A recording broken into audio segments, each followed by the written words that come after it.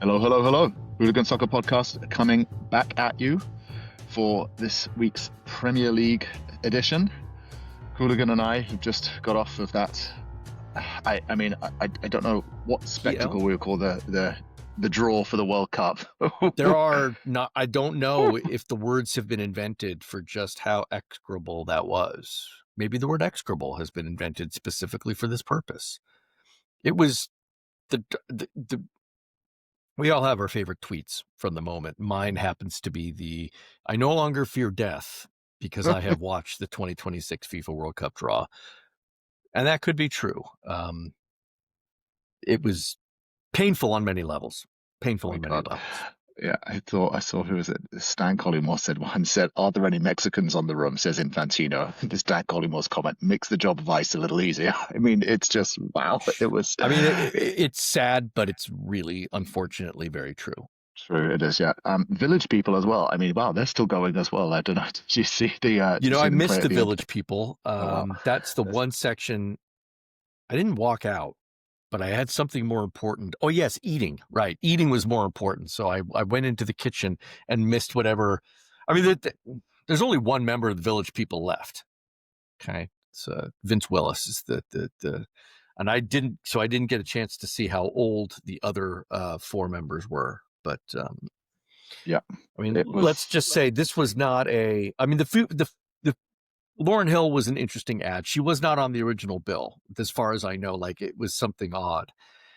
And it did strike me that you had all three original members of the Fugees in Washington, D.C. all at the same time, which is a rare event. Lauryn Hill was on stage, Wyclef Jean was in the crowd, and Pras Michel was sitting in a federal jail. There you go. For his money laundering charges.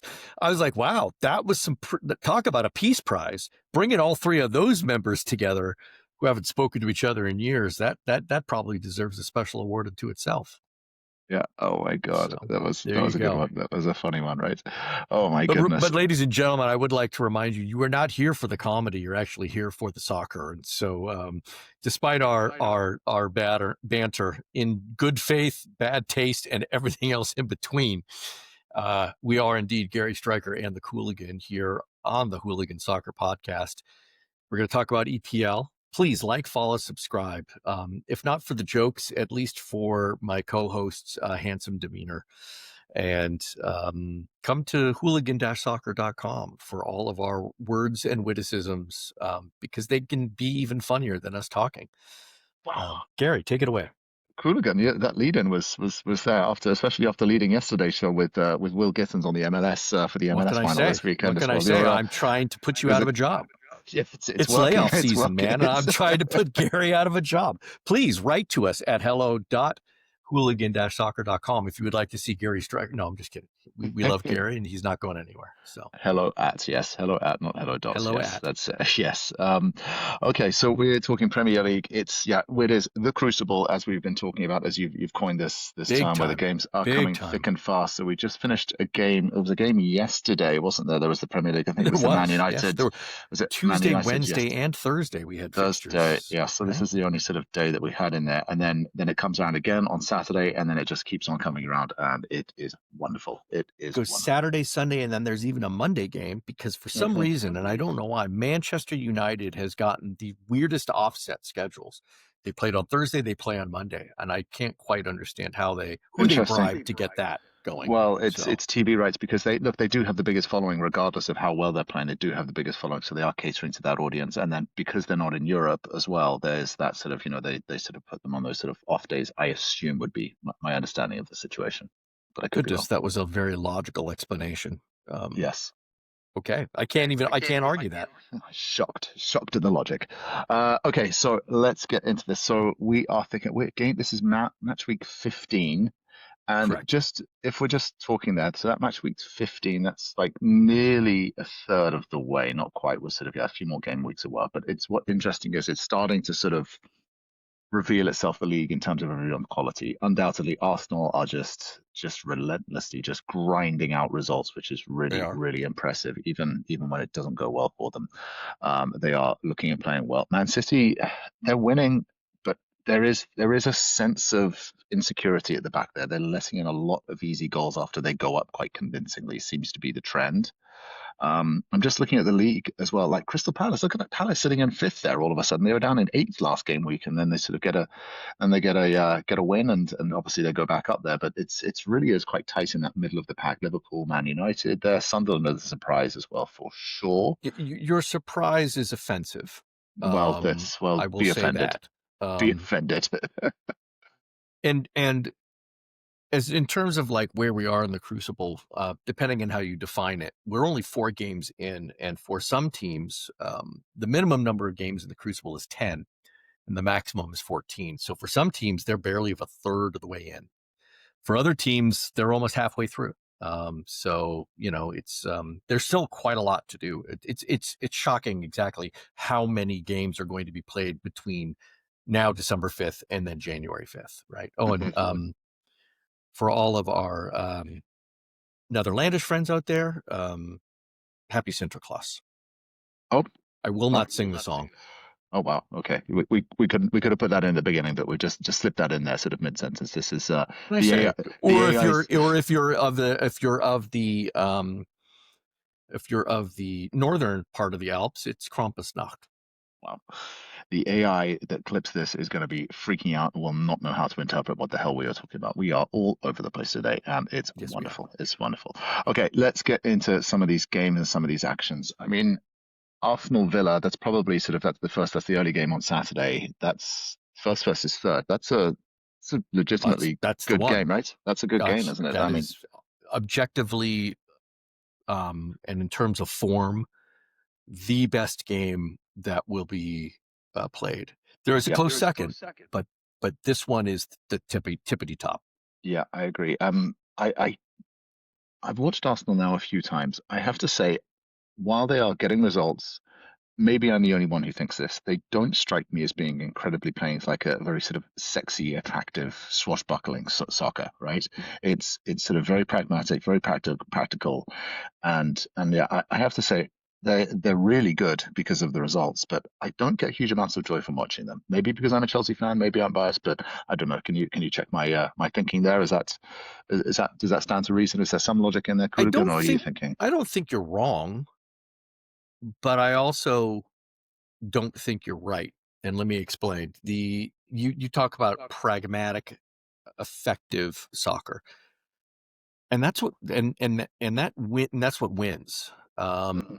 Because you can be an exciting, dynamic, vibrant team like Bournemouth and drop the last 5 games, right? So I think Arsenal's actually doing everything that they need to be doing right now. I give, if anything, Arsenal's historical problem has always been they've relied too much on that flash, on that fancy, and not been able to grind out the victories when it was truly needed.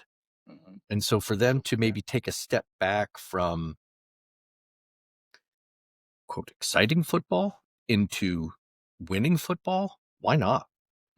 I think it's fantastic for them. Is it the best thing to watch? No, but I'll watch Arsenal any day because I'm always intrigued by how they're going to do it, and particularly all the drama around their back line. I mean, boy, talk about a team that has gone through injuries. They have been struggling, and yet it hasn't made a difference. And in the last 3 years, how many times did you have Arteta complaining about the schedules or injuries or I can't do this or I can't do that? He's finally got depth. And surprise, surprise, they're winning. Yeah. So it's, and that's not to say that there's not some brilliant players on that team. I mean, Eze had that incredible hat trick. Bukayo Saka is still capable of doing some wonderful things. Although I will say, I think most of their vibrant, enjoyable soccer has been reserved for the European campaigns. They've been much more exciting to watch in the European campaigns than they have in domestic. Yeah. And I think Arsenal fans are totally fine with that. Yeah, no, I think that the priority would be winning in the trophy, even if it is at the expense of entertainment, right? 100%. Villa are looking good. I don't see Villa getting through Arsenal here. I see this is I've got a draw on Arsenal win on it for me. Well, I mean, Villa's at home. Villa's at home, and I think a draw would be a great result for Villa. but there's so much momentum in Villa Sales right now. Mm-hmm. They They are really definitely. are. In their last around. 10 matches, I don't think they've dropped a game in their last 10 matches. Maybe Liverpool. I think they lost to Liverpool. They lost one which game. was a bit of an lost anomaly for them. Mm-hmm. But after such a dismal start, they were the worst team in the first four games of the season. Yes, possibly even worse than Wolves. And then for them to make this sudden turnaround, right? I mean, if I was Wolves, I'd be looking, what did they do? I'd be looking at their playbook. Can we possibly steal something from the Aston Villa playbook? Newsflash, they won't. But it's I like this game. I'm not going to wake up at 4:30 in the morning, which is when it's going to air on the Pacific side. I'll watch the highlights. Thank you very much. But I think it's a draw. I think Villa's gonna surprise them and actually hold them to a draw. There is real danger of Arsenal, really, if they win again, which they probably will, and City do stumble and pick up a draw. It suddenly there's just so much daylight in air between first and second. They really are running away with it, not very comfortable. It does become a fairly sizable gap. Mm-hmm. Mm-hmm. It does, doesn't it? Yeah. I mean, this was like Liverpool last season as well. They just kept on putting on this, just were relentless, and then just ran away with it, didn't they? Speaking of running away with it, so then other games that we've got coming up, then after that, then the sort of the, well, for me would be the 9 a.m. You already mentioned it. You have to. Yeah. The next one in line is City versus Sunderland, because that is the battle between fourth and fifth. That is right. And they're the next two teams, or is it third and fourth? I can't remember, but they're in the top 5. Mm-hmm. And so you've got a City side that barely made it against Fulham. I mean, wow, what a game that was. Speaking to your point, City are playing incredibly fun, exciting soccer to watch. Footballs, yeah. But the results are raising eyebrows and causing poor Pep to lose his hair. Not that he had any to begin with, but still, it's wow. That was a hell of a game, and I was so hoping that Fulham was going to get that 5th. I would have lost my mind. That would have been. They nearly did, and they nearly did as well. They nearly did. Yeah, there is that. It strikes me, isn't it? This, they've got Donnarumma. They've got obviously they've brought world class talent across the world, but it does feel like Donnarumma. He's only comes out and becomes the big player for the big games, right? I think someone shared this statistic, right? In the French league last season, he only had like 4 clean sheets, right? Whereas big matches were in the Champions League that got PSG through to the final of the Champions League final and winning it there, of course. So he's not the absolute monster and beast that maybe like a Courtois would be, or some of the other greater goalkeepers are right now. That's for sure. I think, but Sunderland are also on an incredible run of form. And I think they've surprised absolutely everyone. And this is your research that has pointed this out. They've got this match week, and then the next match week, and then the African Cup of Nations kicks in, right? And all those African players, of which I believe they have, is it 11 potential call-ups? Oh, I don't think it's. Hold on, let me check. I don't think it's that high. I think it was. I think that's it is the highest number. It is the highest number of potential players in any Premier League team. There are 9 players eligible for AFCON. Yes, and that's double the second. I mean, that's almost double the second. The second most impacted team, which happens to be Wolverhampton. Talk about a bad time for that to happen. Wow! God! Oh my God! Yeah! Oh wow! If you're those African players playing at Wolves, I'm going to go to Africa, go and play in the sunshine, and not play for this dumpster fire of a team that is performing, right? Yeah. And now, to be fair, though, most of these Sunderland players, they're not. All 9 of them are not starters. Of course. Right. You've got Traore up front. Adringa is going to be a big loss in the middle. And then Chemsdines Talbi for Morocco. That's the 3 that are really going to hurt them the most. And then, of course, they've got 2 defenders that are going. Masuaku for the Democratic Republic of Congo, and then Mandava, who will probably get called for Mozambique. So, it's going to hit Sunderland. But I think they should be able to adapt to it, and whether that will completely derail. Well, what hopes did they have? Their hope was to stay up. I don't think it's going to derail that hope. Yeah, they have enough points. Their job is to stay in the league. They've done anything else they get on top of that is complete gravy. And so right now they are supping hard on some delicious gravy. And Yeah, so they indeed just they want to are. stay. They just want to stay in the kitchen. Yeah, and so Man City also are in a good run of form. All of a sudden, sitting in second place. It's crazy to think back. If it was this time last year, this was around the time that Man City just imploded. If you remember, they went on that run where there was like, I think they won like 2 games in 10 games or something ridiculous, and we're like, what the hell is going on? So Pep was scratching himself and having some very awkward press conferences. They don't seem to be back to that sort of like filler level, but I mean they are undoubtedly up there. But that defense is there is alarm bells over that defensive frailty. There really is. So Sunderland, I'm sure, will be As there looking at should be. that. Yeah, Sunderland will be looking at that and looking to exploit that for sure. The other game as well, the other interesting, Everton against Forest. Didn't Sean Dyche used to manage Everton, I think, as well? Is that correct? Once upon a time, so recently. So he got Sean Maybe. Dyche going back to Forest, yeah. So this is Forest. He's done well with them. He really has. He's got Forest up. They're out of the relegation zone. They're still not out of it. That relegation zone is still quite tight and compact. There is sort of like a bottom. The bottom five are probably still sort of in it from Fulham downwards. But yeah, Everton Forest, that will be an interesting one. Jack Grealish is still sort of, still looking pretty good. I suspect that will probably be an Everton win with the home form that they have. That would be that. Those, again, two teams that are also going to get hit by AFCON, because Nottingham Forest's 4 eligible players are all starters for them, right? Awani up front, Sangare in the middle, and then Ola Aina and Willy Boley in the back. I mean, they're all going to go. Yeah. So that's 4 that you're out. And then Everton's going to miss Njai and Idrissa Gueye, who are very, very critical in their midfield. So, it's 2 players and you're like, oh, okay.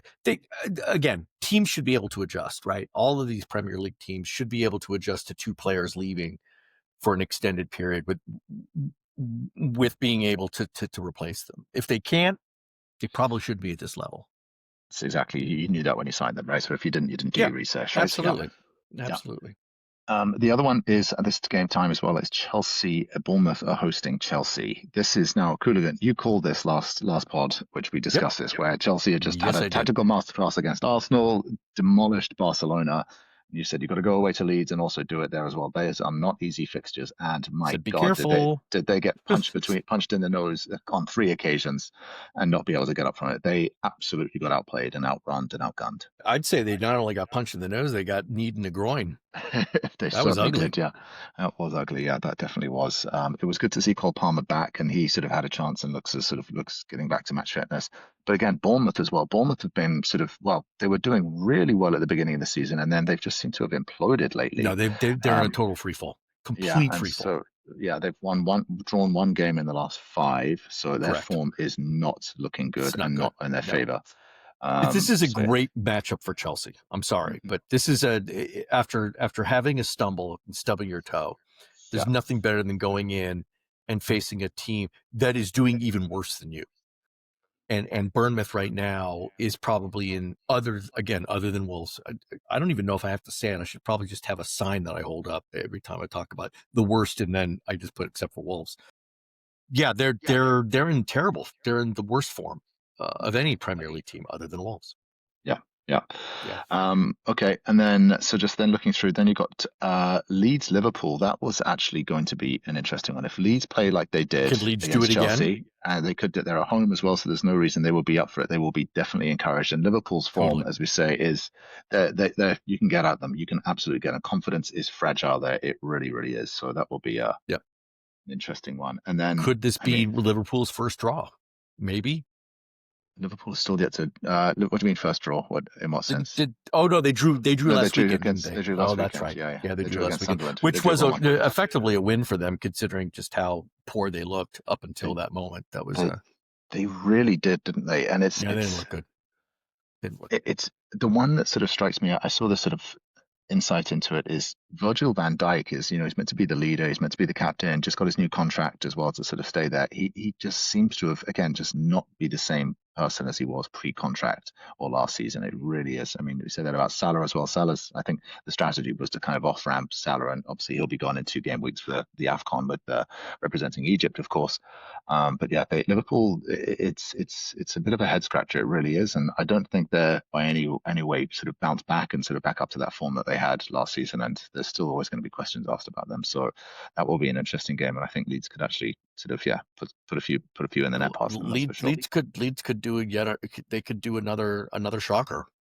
It's completely possible. Yeah, it absolutely is. Okay, so we've got that, and then your boys, Crystal Palace, have a London derby playing against Fulham. Fulham are the first of two matches we play against Fulham. We play them on Saturday, and then we play them again on the 30th of December, towards the end of the month. So is that in the Carabao Cup? One of the interesting things about the Crucible is that there is always one tie in that December where teams play another team twice. It's a quirk that I noticed when I was doing some of the research on it. Fulham happens to be the one for Palace. Listen, the thing with Palace is you don't know what you're going to get week over week. They have so many games, and injuries are beginning to, that's taken a toll. We've lost Ismail Assar for the rest of the Crucible. That's going to hurt. Yeah, that's going to really hurt. Yeah. And he was a pivotal part of our goal scoring. So that's a bummer. I mean, we have a replacement, and Ketia will step up, but my personal opinion is he's a pale substitute. It's not a like. It's not a like. It's not a like for like. No, not at all. It's a step down, but hey, it's a body, so there you go. And no, it truly. And so this, you look at this match, you look at every match with Crystal Palace coming up, and the only thing that you've got is you just have a hope. And the one thing that Palace has been very good at is resiliency, and their defense has been keeping them in games. I mean, they didn't do much against Burnley, but they got one goal, and that's all they needed. And then they just stopped, and they stopped Burnley for the rest of the time. Fulham is more dangerous than Burnley is. So I'm hoping that they can perhaps ratchet it up a bit more. The Palace's stats have been dipping, like their shots going down. There are trends that are worrying. Yeah. But they don't have time to worry, because as soon as the final whistle blows, there's literally a countdown in the dressing room that's saying, to your next game, 3 days, 2 hours and 17 minutes down. Yeah, that's every game is like that. Yeah, it is. It's going to be endless. And they're on the road for most of it.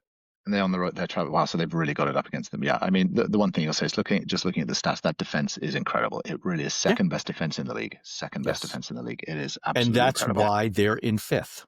Yeah, because they're not doing it to the goals. I mean, they've scored 18 goals. It's not low. It's a lower mid of the pack. But they're not conceding, and that's what's keeping them in there.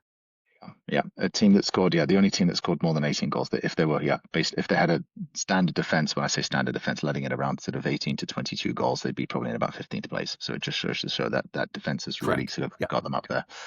I think Palace have been a really, really interesting sort of proposition, and Oliver Glasner is fantastic. I did see a vicious, wild rumor that apparently that he's undoubtedly being eyed up by other bigger clubs, as it were, to 100% manage him. But and he's doing a fantastic job. But please, 100%. Oliver, we know you're listening. Stay at Palace. Stay and see the job through. Yeah, stay with us. Stay with us to the end of the year, and then let's talk. Yeah, and then we've got this other final game on Sunday. Now, Wolves against Manchester United. Now, this is. If this had been a few weeks ago when Man U was still going on a disastrous run, game. Yes. Oh, sorry, Monday night game. That's when you're saying we were talking about. Of course, they get the because of the TV and interest. Man U. I'm really surprised at Man U how they bounced it around. How Amarin has been able to really turn them around. Their form. They've only lost one game in the last 5. Okay, sure, they've drawn 3, but they're not losing, and it's not an absolute sort of shit show that was towards the end of last season. I disagree. I think it's just as much of a shit show as it was. Only the results have gotten better, and that's so. I mean, in a sense, that's great. It's bought Amarim some more time. It's given the extensive legion of supporters for United a chance to sort of puff their chests out again. But that last game just shows how fragile this rise is. This has not been a 5-game stretch in which you can truly and objectively say United's back, baby. It's more like, oh, okay, we didn't screw the whole thing up. Yay, good for us. I'm going to say it here. I make weird predictions in every one of our EPL things. This is Wolverhampton's first win. Ooh, okay. That's I'm going on the record. I'm going on the record saying it. I'm going for it. Wow. And I'll tell you why. Because I have seen and I have watched Wolverhampton, occasionally. They are not as bad as their record says they are. They genuinely and truly aren't. There is a lot of skill, and there's even some heart in that team. They're not like just rolling over. And it's not as if there have been some blowouts, but in their last few fixtures, they've been tight. All it takes is a team that has even greater fragility in the face of adversity. And thy name is Manchester United. So they got a chance to get under, like, they can burrow under Fernandez's skin, get him to mouth off or do something dumb. He gets a red card. Boom, Wolves win. Everybody's crazy. And I make a ton of money off of a bet that I might make, but I probably won't because I don't bet. But anyway, just saying, I think that's what's going to happen. I genuinely feel Wolves can't go the whole season without winning. They're going to win a game sometime. And I think this is a good opportunity. But this seems to be big Wolves' biggest problem. And United are like sort of going, what's going on? Yeah, this seems to be Wolves' biggest problem, which is scoring and putting goals in the back of the net. They are kind of like the exact inverse of Palace in a way, right? They're leaky as hell because they're sort of bottom sort of struggling table, but they cannot put the ball in the back of the net. So that's really they're the only team with single-digit goals scored. Yeah, so exactly. Far. So it's not going to be pretty. Okay, Qooligan. Well, that's another runs us through two another against episode. Man U. I'm telling you, man, two against Man U. It rhymes. It's beautiful. You think Wolves is going to score 2 against Man U, and I think that's going to be enough. Well, we will find out when we come back. Okay, wonderful. Well, Qooligan, that brings us up on time. As always, fun, lots of games. We've got obviously you did the episode yesterday, the MLS episode, because we have Miami, Vancouver, which is happening on this Saturday. Make sure you do not miss that game tomorrow. That will be a good one. That will 2 World Cup legends who are not standing around and picking balls out of jars. They're actually going to be kicking balls on the fields. Yet. Oh, they'll be trotted out for World Cup's future. The FIFA legend, the FIFA legend program. That's exactly what it is. Yeah, indeed. Wonderful. Well, Qooligan, we have the Champions League back next week, so we'll do another episode for the Champions League coming up, and then we are just grinding through the Crucible, and we're not even a third of the way, as you say. So exciting times. Wonderful. Until then, Qooligan-soccer.com. Come and check us out. Subscribe, like, follow as well. Until next time. Thank you. Peace.